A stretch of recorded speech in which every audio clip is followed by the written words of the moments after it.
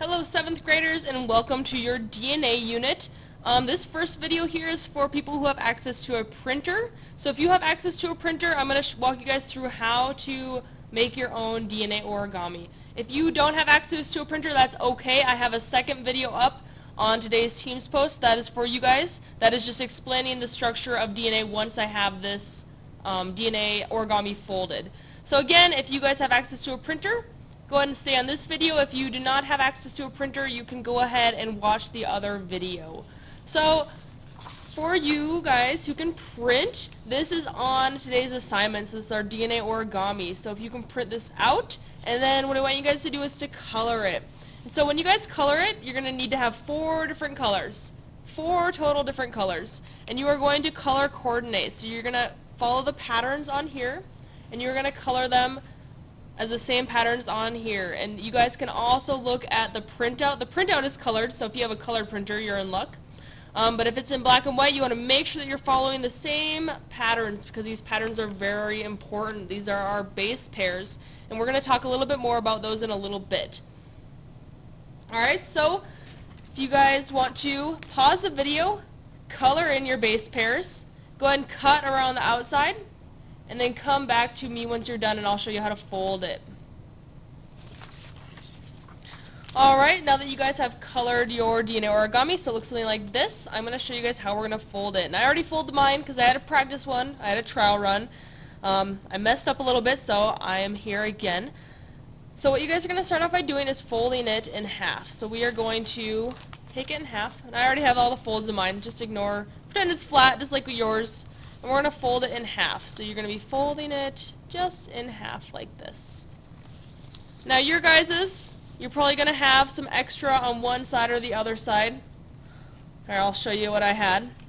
So I had some extra like this, and then I just took my scissors and I cut it so that way it's even on each side. So that way this side right here is even with this side. They have the same amount of white space right there on both sides. Alright, so once you have that, we are going to start our folding. And we're going to start by folding along these lines right here. And so what we're going to do is we're going to just fold one down, fold one down, and it's going to kind of curl as we go. Fold one down, and I'm going kind of fast because I already folded it. So if you can't go that fast, that's okay. It's going to curl like that. There we go. And it's just going to keep on curling, just like that.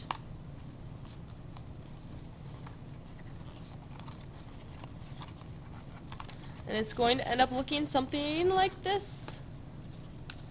If you guys need to pause, go ahead. I want to make sure you guys are all caught up so that way you don't fall behind and get confused. So if you need to pause to get it, so that way you have a fold along each of these lines. And again, we're just folding it kind of upwards like this.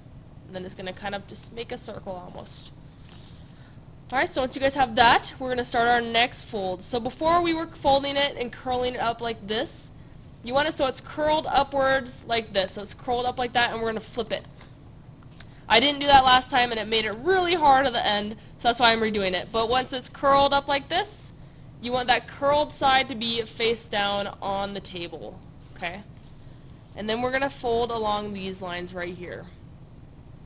So we're going to start by just going along here, and again it's just going to be along this line right here. It's not going to be from this corner to this corner, it's just going to be along this line right here. And then again, these lines are super helpful. And again, and again, again.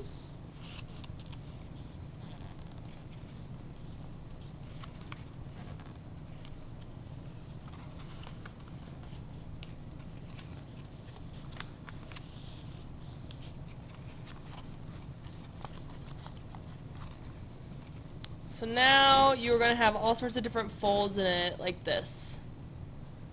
But all of these folds were done forward, if that makes sense, so it can curl up like this. And then our last folds, they were all done going backwards, so it curls up. It has folds on the long lines like this, horizontal lines.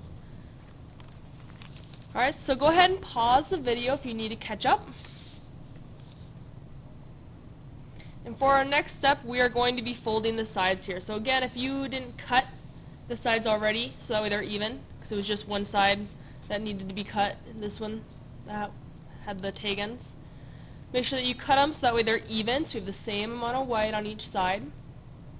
And then we are going to fold them, and these are our sugar phosphate backbones. So each of these little black bug looking things right here, that's a phosphate group. And each of these ring structures, and they're folded so it doesn't look quite like a ring structure, but I'll show you real quick. You guys can see that ring structure right there. That's a sugar group. So if you guys remember from our food lab, you guys probably saw some sugar ring structures there from our starches when we were breaking down starches. But that is what makes up the backbone of DNA, is phosphate and sugar, phosphate and sugar. And then here we have all of our base pairs, and it's going to make more sense as we go. So now we are going to fold our sugar phosphate backbones. We're going to fold one, we're going to fold them in, just like this. And then we're going to flip it. And now we're going to fold it up. We want one on each side. So we don't want it like this. We don't want to be able to see both of them. We want them to each have their own sides. We have one over here, and then we flip it, we have one over here. Alright, and now is when we get to spiral it up. So last time I didn't do it quite right, and I had done both folds like on the same side, so it was double curled, so it was super curled up just one way, and it didn't work. So if you aren't able to get it, just try refolding the horizontal lines the opposite way that they were bent. That might help if you mess it up. So if it doesn't work right now, go and leave these folds, but then go around to each of these folds, and you can see how it's kind of bent like this, and then bend it the other way if it doesn't coil up after this. So go ahead and try this first. In mine, I did it right this time, so it kind of just folds in on itself like that. It's almost like steps. Doesn't need to be perfect, but it is going to look pretty cool.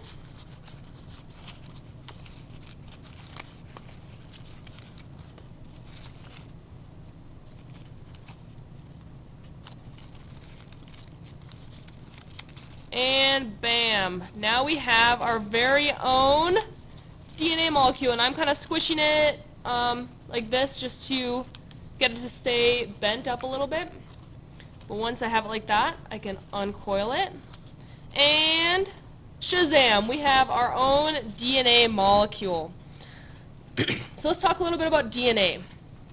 DNA stands for deoxyribonucleic acid. It's a long name. Deoxyribonucleic acid. And deoxyribose is a sugar group. So again, that's kind of what we are showing, those ring structures right here that I zoomed in on. That's our sugar group. And DNA is made up of two different backbones, so it's double-stranded.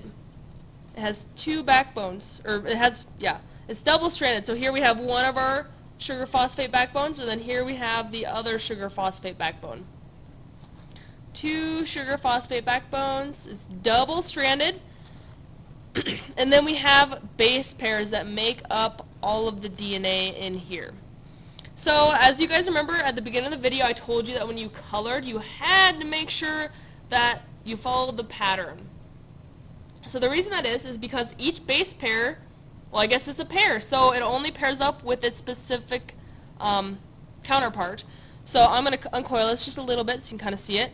We have green with blue, always. You're never going to see a green with orange or anything like that. You're always going to see green with blue and orange with yellow. And if you use different colors, then of course it would correspond to the colors that you have. But it's always going to be those two paired together. They're never going to change. So there's specific names for each of these proteins that make up the base pairs. So we have guanine, cytosine, adenosine, and thymine. So you don't have to memorize those. But we have 4 different base pairs that make up DNA. So again, we have guanine, so we can just remember that with a G, and cytosine, and that's just going to be a C. So we don't have to know those big long names. We have to know that G and C go together. G and C go together. And then we have adenine, and thymine.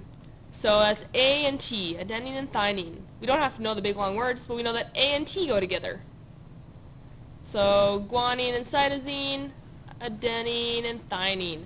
So one way to memorize that, or to remember which base pair goes with which base pair, which matches up with which, is by how you write them.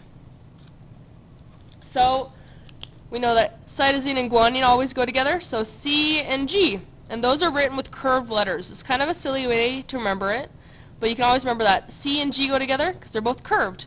And then A and T, you can write with straight lines, all straight lines. So you can kind of remember that straight lines go with straight lines, and then the curved go with the curved. So C and G, A and T. And don't worry about this too much right now, but this is just an introduction for you guys.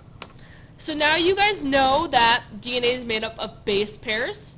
DNA is made up of a sugar phosphate backbone. It's double-stranded. That's what makes it look like a staircase almost. That's what makes it a double helix, is that it's double-stranded. And that DNA stands for deoxyribonucleic acid. So this is your guys' intro to DNA.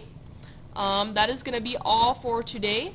I hope you guys learned something. I hope you had fun making origami. Maybe if you've made origami before, this was really easy. Other than a paper airplane, this was kind of my only origami piece that I've made. So hopefully you guys had fun. And let me know if you guys have any questions. And if you guys want to show me a picture of your DNA that you make, I would love to see it. You can always post it to Padlet. I will talk to you guys later. Have a wonderful rest of your day.